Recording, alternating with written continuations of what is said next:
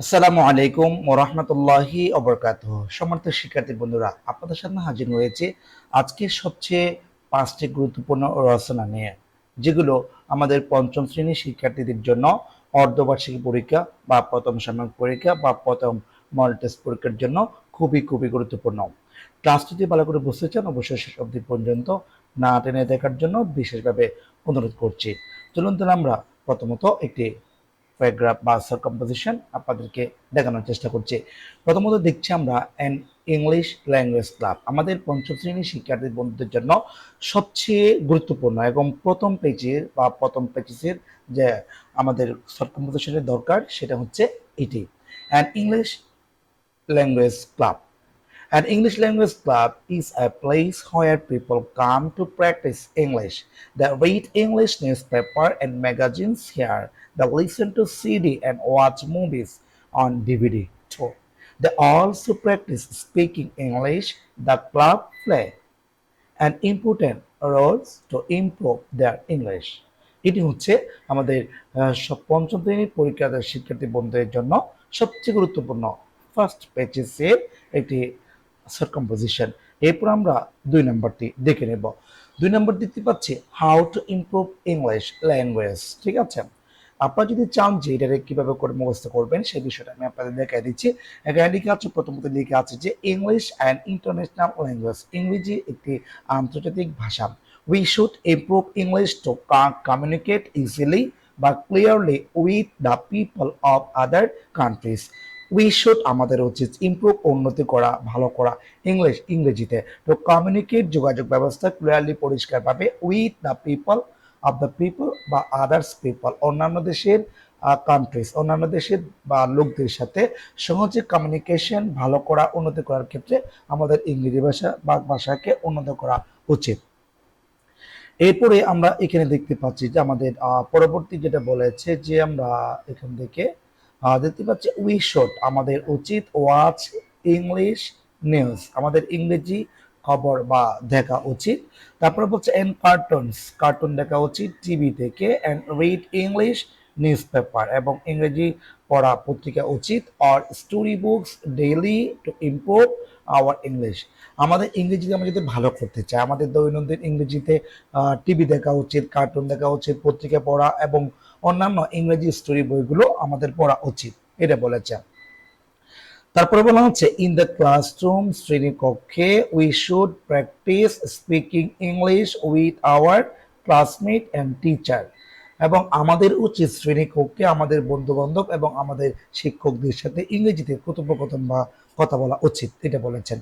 তারপর হচ্ছে apart from this, এই ছাড়াও, এটা অ্যাপার্ট ফ্রম মানে হচ্ছে ব্যতীত, দিস এগুলো ছাড়াও we can go to English language club, আমরা ইংরেজি ক্লাবে যেতে পারি to improve our English language, অর্থাৎ আমাদের ইংরেজি ভাষাকে আমরা ভালো করার জন্য, ডেভেলপ করার জন্য আমরা চাইলে ইংরেজি ক্লাবও যেতে পারি।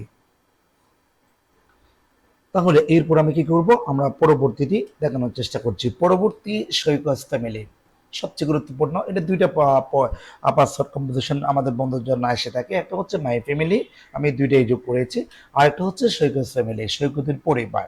এখানে আমরা দেখতে পাচ্ছি যে Saikat lives with his parent in a flat in Bogura. Saikat Islam তার পিতামাতার সাথে বগুড়া একটি কক্ষে বাস করেন। His father's name mister Rashidul Islam বা mister Islam and his mother name is Monowara Islam. তাহলে তার বাবার নাম হচ্ছে মিস্টার রাশিদুল ইসলাম এবং মায়ের নাম হচ্ছে মনোয়ারা ইসলাম। তারপরে দেখতে পাচ্ছি mister Islam is a banker, হয় Monowara Islam is a housewife. তারপরে দেখতে পাচ্ছি আমরা mister Islam write stories or listen to music at his leisure time.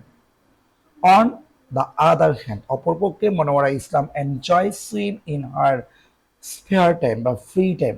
তাহলে আমরা দেখতাম যে সৈকত ফ্যামিলির যে গুরুত্বপূর্ণ সার্কামপোজিশনটি আছে সেটি আমরা এখন পরবর্তী দেখে নেব। পরবর্তী দেখতে পাচ্ছি মাই ফ্যামিলি, সৈকত ফ্যামিলি অথবা মাই ফ্যামিলি কোন একটি পরীক্ষায় আমাদের শিক্ষার্থী বন্ধুদের জন্য গুরুত্বপূর্ণ। এখান থেকে দেখতে পাচ্ছি I live with my parents in a flat in Dhaka and read in class 5, আমি আমার পিতামাতার সাথে ঢাকায় থাকি এবং আমি পঞ্চম শ্রেণীতে পড়ি। মাই ফাদার ইজ এ ব্যাংকার, আমার বাবা একজন ব্যাংকের কর্মকর্তা। And my mother is a housewife, আমার মা একজন গৃহিণী। মাই ফাদার রাইটস স্টোরিজ, আমার বাবা গল্প লিখেন। অ্যান্ড হিজ ফ্রি টাইম, তার অবসর সময়ে। My mother loves making clothes in her free time, আমার মায়ের অবসর সময়ে তিনি কাপড় সেলাই করতেন, ভালোবাসেন। I watch cartoon on TV, আমি টিভিতে কার্টুন দেখি। And read English story book, এবং আমি ইংরেজি বই পড়ি।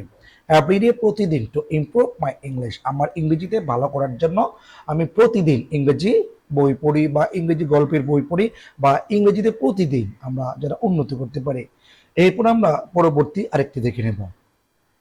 পরবর্তী আমরা দেখতে পাচ্ছি এখান থেকে মাই লিজার টাইম অ্যাক্টিভিটিস, আমার অবসর সময়ে কার্যক্রমগুলো আমরা পড়ব। আমাদের কাছ থেকে একটা কাজ করব, আমরা এই প্লেলিস্টে আমাদের ইউটিউবে বা আমাদের ফেসবুক প্লেলিস্টের মধ্যে প্রতিদিন এখান থেকে আমরা সার্কামপোজিশনগুলো আপনাদের শিক্ষার্থীদের জন্য বা আপনাদের ছেলেদের জন্য আমরা শেয়ার করে থাকবো। আর ভিডিওটি ভালো লাগলে অবশ্যই অন্যান্য মাঝে শেয়ার করবেন।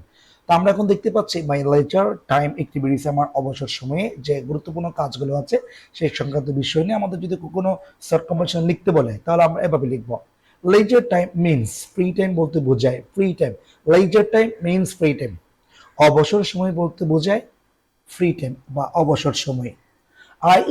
আমি সব সময় প্লে ফুটবল, অবসর সময়ে আমি কি করি, সবসময় ফুটবল খেলি। ইন মাই লিজার টাইম, আমার ফ্রি সময়ে। আই প্লে দিস গেম, আমি খেলা করি। Because it keeps me fit, এটি আমাকে কি করে, সবসময় উপযুক্ত করে তোলে। বিসাইড, এই ছাড়াও। I spend my leisure time, আমি আমার সময় কাটাই ড্রয়িং, অঙ্কন করে, চিত্র অঙ্কন করে। অ্যান্ড পেন্টিং, এবং একই কথা, ড্রয়িং এঁকে অ্যান্ড পেন্টিং, চিত্র অঙ্কন করে। আই থিঙ্ক দ্যাট, আমি মনে করি যে, আমার মনে হয় যে লেজার টাইম, অবসর সময়গুলো অ্যাক্টিভিটিস রিফ্রেশ আওয়ার মাইন্ড, অবসর সময়ে কাজ করার মধ্য দিয়ে আমরা আমাদের মনকে একটু রিফ্রেশ বা সতেজ রাখতে পারি। তা আজকে এখানে শেষ করছি, সবাই ভালো থাকবেন, সুস্থ থাকবেন। পরবর্তী ক্লাস নিয়ে আপনাদের সামনে খুব শীঘ্রই আসছি। আজকে এখানে শেষ। আসসালামু আলাইকুম ওয়া রাহমাতুল্লাহ।